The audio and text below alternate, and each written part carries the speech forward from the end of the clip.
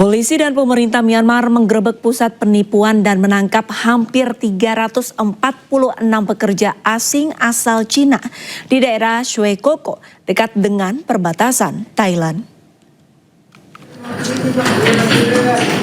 Penggerebekan kantor penipuan internet dilakukan oleh polisi Myanmar dalam operasi yang mengerahkan hampir 100 gabungan tentara dan polisi. Bangunan-bangunan di daerah Shwe Koko diisi oleh hampir 350 orang yang berada di dekat perbatasan Thailand dan Myanmar. Selama operasi ini sebanyak 346 warga negara asing ditangkap dan hampir 10.000 telepon seluler serta peralatan terkait kasus penipuan turut disita. Pasca operasi, pihak berwenang menghancurkan 101 bangunan dan tersisa 47 bangunan lainnya yang akan dihancurkan. Kompleks penipuan ini dijalankan oleh geng kriminal yang mempekerjakan pekerja asing asal Cina.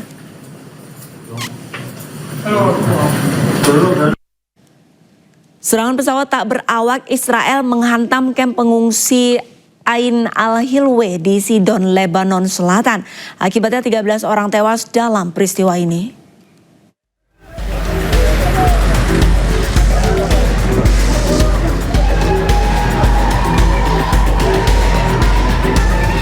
Para penghuni kamp pengungsi Ain al-Hilwe di Lebanon mengadakan prosesi pemakaman massal pada Kamis waktu setempat.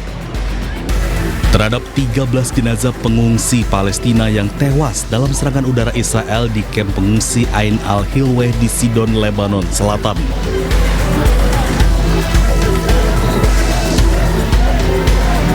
Para penghuni kamp berjalan di samping peti jenazah yang dibungkus kain kafan, melantunkan doa mengiringi selama prosesi pemakaman sebagai bentuk penghormatan terakhir. Sebelumnya, serangan pesawat tak berawak Israel menghantam sebuah mobil yang diparkir di area masjid di kamp pengungsi Ain al-Hilwe di Sidon, Lebanon Barat. Situasi di Sidon memanas setelah serangan tersebut.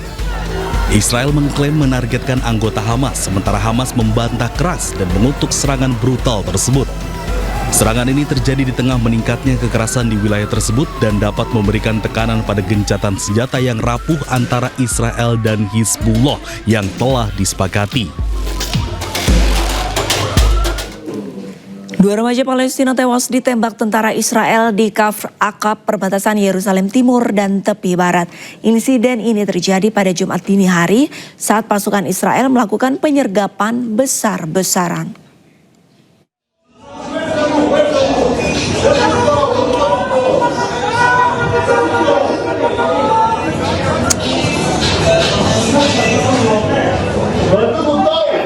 Insiden mematikan terjadi di kota Kafr Aqab, perbatasan Yerusalem Timur dan tepi barat pada Jumat dini hari. Dua remaja Palestina tewas ditembak oleh tentara Israel saat penyergapan besar-besaran di wilayah tersebut. Dalam penyergapan itu, pasukan Israel melepaskan tembakan ke arah sekelompok pemuda Palestina. Dua pemuda bernama Amr Khalid Al-Marbu berusia 18 tahun dan Sami Ibrahim Masyaika berusia 16 tahun mengalami luka kritis akibat peluru tajam. Palang Merah Palestina menyampaikan tim medis mereka menangani kedua korban dengan cedera parah sebelum dilarikan ke rumah sakit.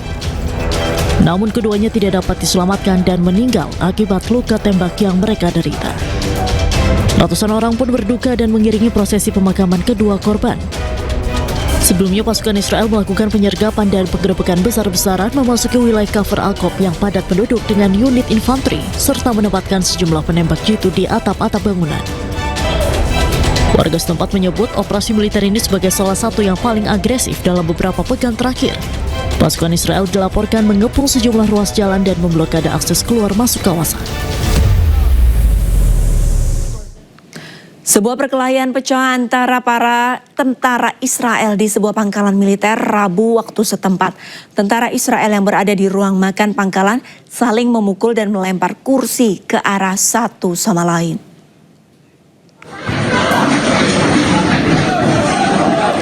Insiden ini dilaporkan terjadi antara tentara Brigade Givati dan pasukan insinyur tempur.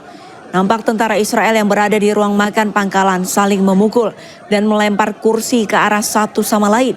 Sejumlah orang dilaporkan terluka dalam kejadian ini. Aksi perkelahian diduga berawal dari pertengkaran verbal dan berkembang menjadi perkelahian fisik. Militer Israel pun mengecam insiden ini dan membuka penyelidikan terkait perkelahian tersebut.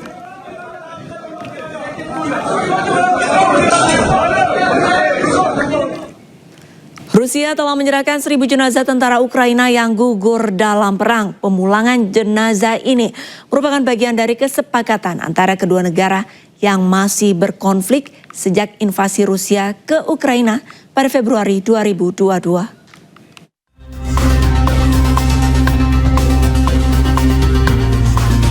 Rusia dan Ukraina kembali melaksanakan pemindahan jenazah tentara yang gugur.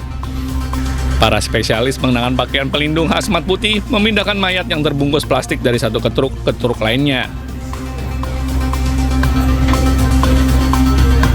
Markas Besar Koordinasi untuk Penanganan Tawanan Perang di Ukraina mengonfirmasi pengembalian jenazah 1.000 tentara dan berterima kasih kepada Komite Palang Merah Internasional atas bantuannya. Menurut laporan pihak Rusia, juga telah menerima 30 jenazah tentara yang gugur akibat korban perang. Menurut laporan pihak Rusia juga telah menerima 30 jenazah tentara yang gugur akibat korban perang. Pertukaran tawanan perang dan jenazah tentara yang gugur merupakan salah satu dari kesepakatan antara Kiev dan Moskow yang menginvasi Ukraina pada Februari 2022. Curah hujan ekstrim mengakibatkan banjir besar dan tanah longsor di Vietnam Tengah. Bencana ini mengakibatkan 16 orang tewas dan ribuan rumah terendam banjir.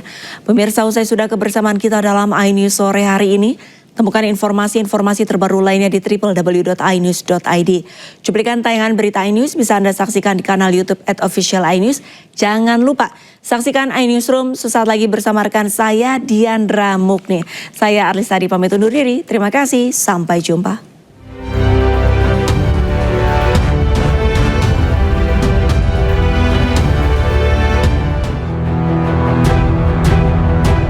Banjir besar dan tanah longsor di Vietnam telah menewaskan 16 orang, serta menyebabkan 5 orang hilang dan ribuan orang dievakuasi. Curah hujan ekstrim berhari-hari sejak Oktober merendam lebih dari 43.000 rumah dan menutup jalan akibat longsor. Rekaman drone menunjukkan kota pesisir Quy Nhon dikepung air dan toko-toko terendam banjir. Penduduk setempat menggunakan perahu untuk melewati jalan-jalan yang tergenang. Tim penyelamat bekerja keras menggunakan perahu memberikan bantuan makanan dan minuman kepada warga setempat yang terdampak. Giờ lũ đi vô không được, người nhà ra không được, mà bữa giờ hai ngày nay rồi là không có đồ ăn, nước hồi toán ven nó cao quá. Nghe chị kêu nhắn tin gọi là nước ngập về gần ở trên ở đâu, là ở trên mái gác không. Giờ nhờ anh em chị vô đó để đưa người nhà ra. Chị đang bầu 3 tháng với một đứa nhỏ 5 tuổi. Tim darurat telah menyelamatkan hampir 10.000 orang, dan pihak berwenang bersiap mengevakuasi 27.000 penduduk lainnya dari daerah hilir yang beresiko tinggi.